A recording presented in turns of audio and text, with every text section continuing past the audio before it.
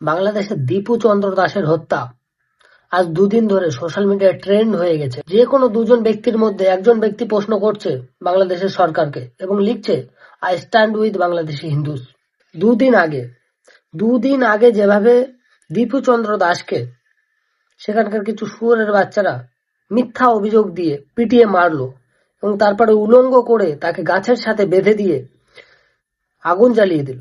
আর এইগুলোই প্রমাণ করে আতঙ্কবাদীদের প্রমাণ কি হতে পারে। ফের একবার আল্লাহু আকবারের নারা নির্মম ভাবে হত্যা করার জন্য ব্যবহার করা হয়েছে। আমাদের প্রায় সব লোকজনের চোখে মুখে সেকুলার পট্টি লাগানো আছে, আর শরীরে দৌড়াচ্ছে সেকুলার কীড়া পোকা, যে কারণে আমরা খুব তাড়াতাড়ি এইসব জিনিসপত্রগুলো ভুলে যাই, আর এইসবগুলো থেকে যায় শুধু সোশ্যাল মিডিয়াতেই।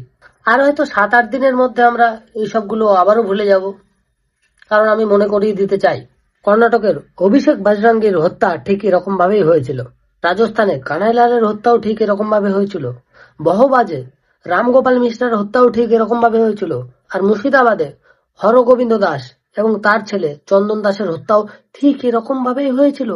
আর এই ঘটনাগুলো ঠিক এরকমও নয় যে আগে মুর্শিদাবাদে হয়েছিল, দুদিন আগে বাংলাদেশে হয়েছে। আর এখনো পর্যন্ত যদি ভারতবর্ষের হিন্দুরা জাতিতে বিভক্ত না হয়ে একসঙ্গে ইউনাইটেড হয়ে না থাকে, তাহলে আগামী সময়গুলোতে এই সমস্ত জিনিসগুলো হচ্ছে না নয়, এখনো পর্যন্ত হচ্ছে, কোথাও না কোথাও হচ্ছে। তার জন্য আমাদের সবাইকে একসঙ্গে আওয়াজ তুলতে হবে। আর সেই সমস্ত সেকুলার লিব্রান্ডুগুলো কোথায় গেল, যারা বলতো যে আমরা সেকুলার, আমরা ভাইচারাতে বিশ্বাস করি, আমরা লোকতন্ত্রে বাস করি, আর সেই সমস্ত লোকজনগুলো আজ কোথায় মারা গেছে?